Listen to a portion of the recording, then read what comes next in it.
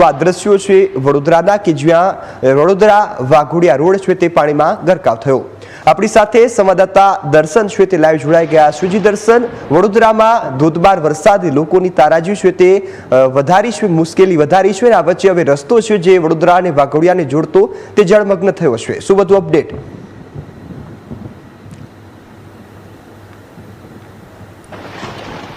રોનક, ઉપરવાસમાં જે ભારે વરસાદની પરિસ્થિતિ સર્જાઈ તે બાદ ગઈકાલે દેવ ડેમના દરવાજા છે તે ખોલવામાં આવ્યા હતા અને દેવ ડેમમાં જે સતત પાણીની આવક થઈ રહી છે તેને લઈને હવે અલગ અલગ જે વિસ્તારો છે ત્યાં તેની અસરો જે સીધી જોવા મળી રહી છે। અગાઉ જે વડોદરાથી ડભોઈનો માર્ગ છે તે બંધ કરવામાં આવ્યો હતો, હવે જે વડોદરાથી વાઘોડિયાને જોડતો માર્ગ છે ત્યાં તમામ જગ્યાએ પાણી ફરી વળ્યા છે।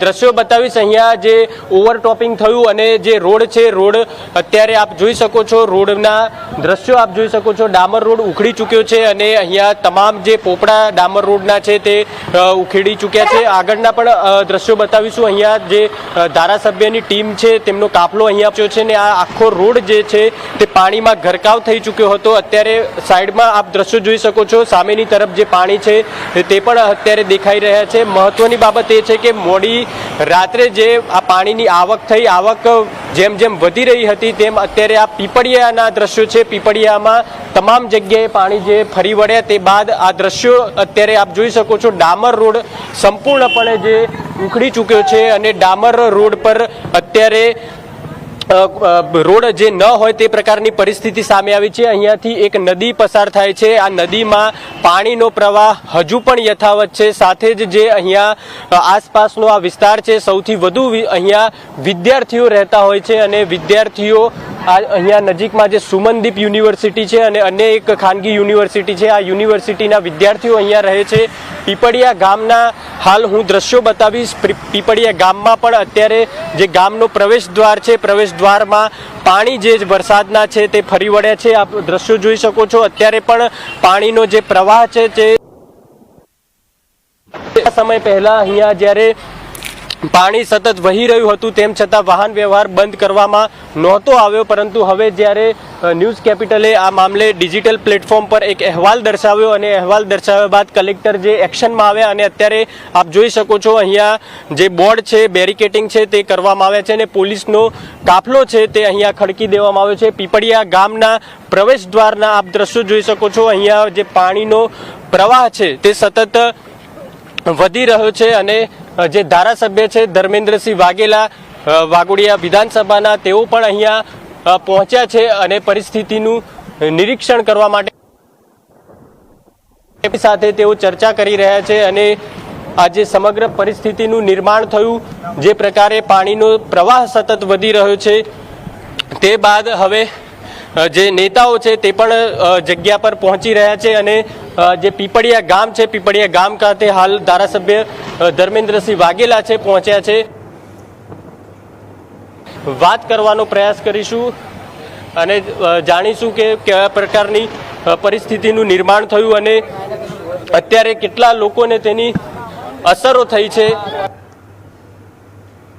આપણી સાથે જોડાયા છે, તેમની સાથે વાત કરીશું। બાપુ, હાલ આપ અહીંયા પહોંચ્યા છો, સતત પાણીનો પ્રવાહ હજુ પણ ચાલી રહ્યો છે, કેટલા ગામોમાં અસર થઈ છે, કેટલી રોડ પર અસરો થઈ છે?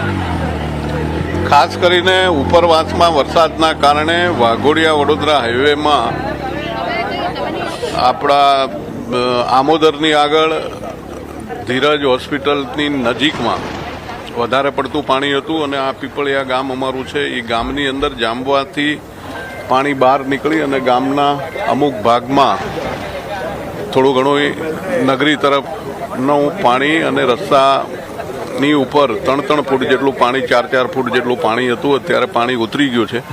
અત્યારે 2 ફૂટ જેવું પાણી આ પીપળિયા ગામના રસ્તા ઉપર છે અને 2 કલાક જેવું વરસાદ બંધ રહેશે તો મારા ખ્યાલથી તમામ જગ્યાએ પાણી ઉતરી જશે। બીજા અમુક જે માળોદર અને વાઘોડિયાની અંદર પણ રાત્રે મોડા 4 વાગ્યાની આસપાસમાં પાણીનો ફ્લો વધારે હતો, એ પછી એક દિવાલ તોડવાથી ત્યાં પણ પાણી ઉતરી ગયું છે અને ત્યાં પણ પરિસ્થિતિ નોર્મલ છે અને અત્યારે તંત્રને રાત્રે 4 વાગ્યાથી કામે લગાડેલું હતું। અમુક છોકરાઓ જે હોસ્ટેલમાં હતા અને જ્યાં પાણી હતું રેસ્ક્યુ કરવાની જરૂર હતી, ત્યાં મામલતદાર અને સરકારની ટીમે 150 જણાને રેસ્ક્યુ કરીને બહાર રાત્રે કાઢી લેવામાં આવ્યા હતા। અત્યારે કોઈ પણ પ્રકારની નુકસાનીનો અનુમાન આવ્યો નથી અને તંત્ર કામે લાગેલું છે. અમારી આખી ટીમ પણ કામે લાગેલી છે. કોઈ પણ જગ્યાએ કોઈને પણ મદદની જરૂર પડે ટેલિફોન આવે એટલે અમારી ટીમ પણ ત્યાં પહોંચી જાય છે. એટલે હાલ પૂરતું કોઈ મુશ્કેલી કે કોઈ જાનહાનિ કે કોઈ નુકસાન નથી અને તંત્રને પણ કામે લગાડેલું છે. તંત્ર પણ એલર્ટ છે. કોઈ જગ્યાએ મુશ્કેલી ના પડે એની પૂરતી કાળજી લેવામાં આવી છે. વિદ્યાર્થીઓનું જે રેસ્ક્યુ કરવામાં આવ્યું હોસ્ટેલમાંથી 150 જેટલા વિદ્યાર્થીઓ હતા તેમને હાલ ક્યાં ખસેડવામાં આવે છે અને તેમના માટે કયા પ્રકારની વ્યવસ્થા કરવામાં આવી છે? એ લોકોને એક સ્કૂલની અંદર ખસેડવામાં આવ્યા છે. અમુક લોકોને પોતપોતાના ઘરે જવું હતું. એ લોકોને એમની રીતે જ્યાં પાણી નથી અને જે રસ્તો ખુલ્લો હતો એમાં પોતપોતાના રિલેટિવ આવીને એમને વાહનથી લઈ ગયા છે. જે લોકોની વ્યવસ્થા કરવાની હતી એ લોકોને સ્કૂલમાં અમુક જણોને રાખેલા છે. હાલ પૂરતી કોઈ મુશ્કેલી નથી, કોઈ તકલીફ નથી અને પાણી લગભગ બધું ઉતરી ગયું છે. જે ખેતરોમાં પણ કેટલીક જગ્યાએ પાણી ભરાયા છે, પાકોમાં પણ નુકસાન થયું હશે, એવા કોઈ વિસ્તારો આઈડેન્ટિફાઈ થયા છે અત્યારે? ના, અત્યારે એવા કોઈ વિસ્તારો આઈડેન્ટિફાઈડ થયા નથી. વિસ્તારની અંદર પાણી આવેલું છે. જે કંઈ ખેડૂતોને નુકસાન થયું હશે એમાં સરકાર દ્વારા સર્વે કરવાઈ અને એની જે કંઈ પ્રોસેસ છે એ કરવામાં આવશે. હાલ પૂરતા કોઈ રિપોર્ટ હજી ખેતરોની અંદર પાકની અત્યારે રોપણી કરવામાં આવી હતી એટલે કેટલું નુકસાન છે એનું કોઈ પણ જાતનો અંદાજ હાલ પૂરતો નથી. માર્ગ કેટલા સમયમાં શરૂ થઈ જશે આપનું શું માનવું છે અને તંત્ર દ્વારા અહીંયા કોઈ ડીવોટરિંગ પંપ કે એવું મૂકવા માટે કલેક્ટરને આદેશ કંઈ આપવામાં આવે છે કે કેમ?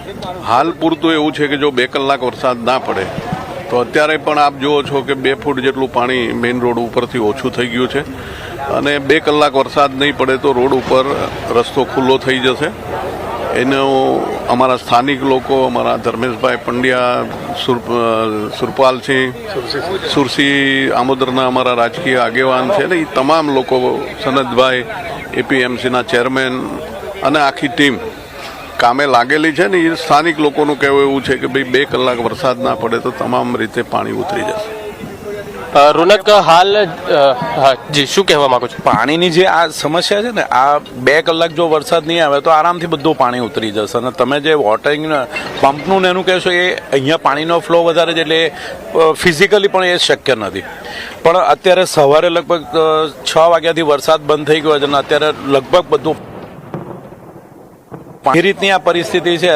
હજુ વરસાદ બંધ છે, 2 વાગ્યા સુધી બધું નોર્મલ થઈ જશે અહીંયા આગળ. દર વર્ષે અહીંયા આ પ્રકારની પરિસ્થિતિ થતી? હા, અહીંયા આગળ આ પરિસ્થિતિ થાય છે એનું કારણ છે કે જાંબા નદી જે છે એ અહીંયા આપણે જ્યાં ઊભા છે ત્યાંથી અહીંયાથી ક્રોસ થાય છે એટલે ઉપરવાસમાં જે ભારે વરસાદ થતો હોય છે એના કારણે એક થોડો સમય પૂરતી આ તકલીફ ઊભી થતી હોય છે.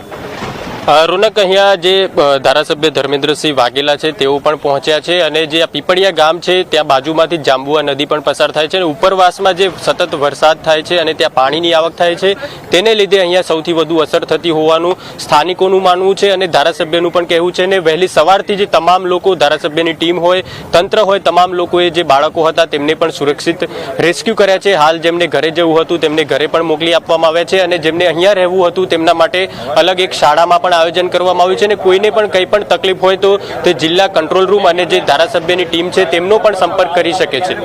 રોનક જી બિલકુલ દર્શન, સંપૂર્ણ વિગતો બદલ આપનો આભાર.